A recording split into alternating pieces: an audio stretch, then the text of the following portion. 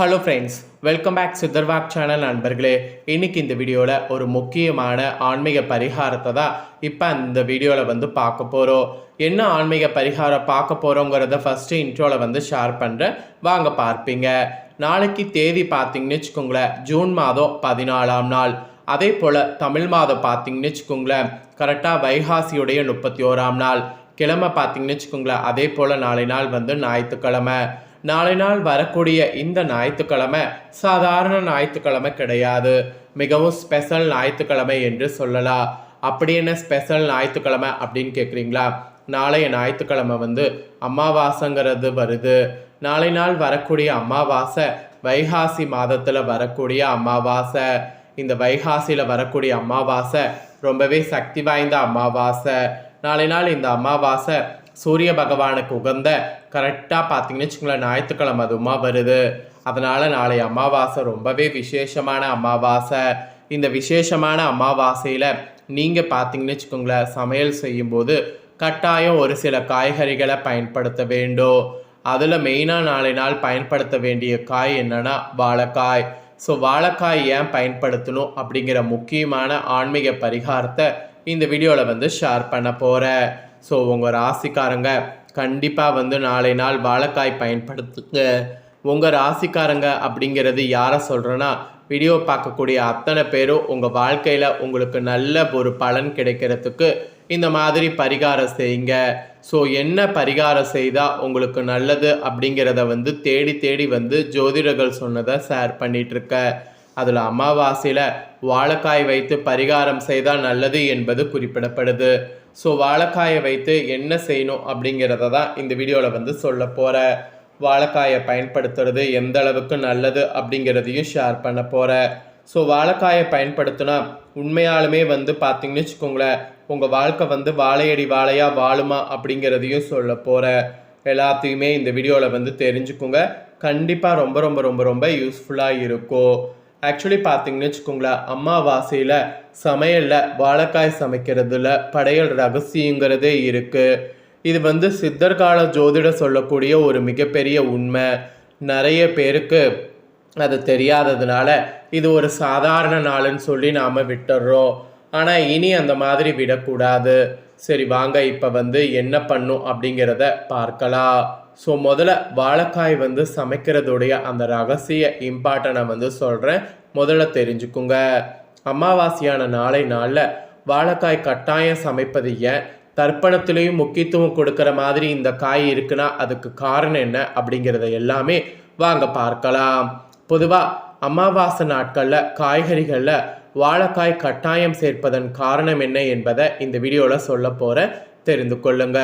அதே போல் தர்ப்பணம் கொடுக்கும்போது அதை செய்து வைக்கக்கூடிய பிராமணருக்கு தானமாக வாழைக்காயை கொடுப்பது ஏன் அப்படிங்கிற ரகசியத்தையும் சொல்ல போகிறேன். எல்லாத்தையுமே இந்த வீடியோவில் தெரிஞ்சுக்குங்க. அமாவாசை என்று சமைக்கக்கூடிய காய்கறிகளில் எது இருக்கோ இல்லையோ வாழைக்காய் கட்டாயம் சமைக்க வேண்டும். அதோடு பாகற்காய், பிரண்டை மற்றும் பலாக்காய்கள் இதுவும் சமைக்கணும். இது எல்லாத்துக்குமே அமாவாசையில் தனி முக்கியத்துவம் உண்டு. இதற்கு ஒரு புராண கதையும் கூறப்படுது. அது குறித்து முதல்ல இந்த வீடியோவில் ஷேர் பண்ணுறேன். ஏன்னா புராண கதையை நீங்கள் தெரிஞ்சுக்கிட்டிங்கன்னா, இந்த கதையினால தான் அமாவாசையில் வாழைக்காய் சமைக்கிறது இவ்வளோ முக்கியமாக அப்படிங்கிறது நீங்கள் தெரிஞ்சுக்க முடியும். அதனால் வாழைக்காயை ஏன் சமைக்கணும் அப்படிங்கிற புராண கதையை ஷேர் பண்ணுறேன். அதோடு இந்த வாழைக்காயை நாளை நாள் சமைக்கும்போது நீங்கள் நம்பிக்கையோடு சமைங்க, அதுவும் ரொம்ப முக்கியம். அது மட்டும் இல்லாமல் நாளை நாள் நீங்கள் அமாவாசை விரதம் இல்லாமல் இருந்தாலும் வாழைக்காய் மட்டுமாவது சமைத்து நாளை நாள் உணவில் சேர்த்து கொள்ளுங்க. அது ரொம்ப ரொம்ப ரொம்ப ரொம்ப நல்லது. அதோடு நாளை நாள் சண்டே அப்படிங்கிறதுனால நிறைய பேர் நான்வெஜ் சாப்பிடணும்னு நினைப்பீங்க. ஆனால் நாளை நாள் அமாவாசைங்கிறதுனால நான்வெஜ் சாப்பிடக்கூடாது. மீறி சாப்பிட்டா அதில் பாவம் ஏற்படும். அதனால் நாளை நாள் நான்வெஜ் சாப்பிடாமல் இருங்க. அதோடு அமாவாசையில் நாளை நாள் இந்த வாழைக்காய் பயன்படுத்துவதுடைய முக்கியத்துவத்தை ஃபஸ்ட்டு உங்களுக்கு விளக்குறேன். ஸோ முதல்ல அந்த புராண கதையை தெரிஞ்சுக்குங்க. அதுக்கப்புறமேட்டு உங்களுக்கு வாழைக்காயோடு சேர்த்து இன்னும் சில காய்கள் சமைக்கணும்னு சொன்னல, அதெல்லாம் ஏன் அப்படிங்கிறதையும் பார்க்கலாம். ஸோ வாழைக்காயை ஃபஸ்ட்டு சமைக்கக்கூடிய அந்த புராண கதையை தெரிஞ்சுக்குங்க. நீங்கள் வீடியோவை ஃபுல்லாக பார்த்தா மட்டும்தான் எல்லாமே நான் சொல்கிறது உங்களுக்கு புரியும். அதனால் வீடியோவை பார்த்தீங்கன்னு வச்சுக்கோங்களேன், ஃபுல்லாக பாருங்கள். அமாவாசை விரத சமையல் மற்றும் அமாவாசை தர்ப்பணில் கொடுக்கக்கூடிய அந்த அந்தணருக்கு கொடுக்கக்கூடிய பொருட்களை வாழைக்காய் கண்டிப்பாக இருக்க வேண்டும் என்பது சாஸ்திரத்தில் ஐதீகம்.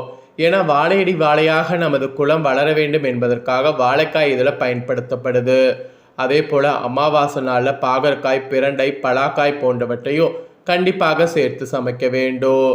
ஆக்சுவலி இது ஏன் அப்படி உருவாச்சு அப்படிங்கிறது பார்த்திங்கன்னா இந்த ஒரு விஷயத்தால தான். ராஜவம்சத்தை சேர்ந்த விஸ்வாமித்திரர் புகழ்பெற்ற ராஜ ரிஷி ஆவார். இவரது கடுமையான தவ பயனால் இவர் பிரம்ம ரிஷியாக உயர்ந்தார்.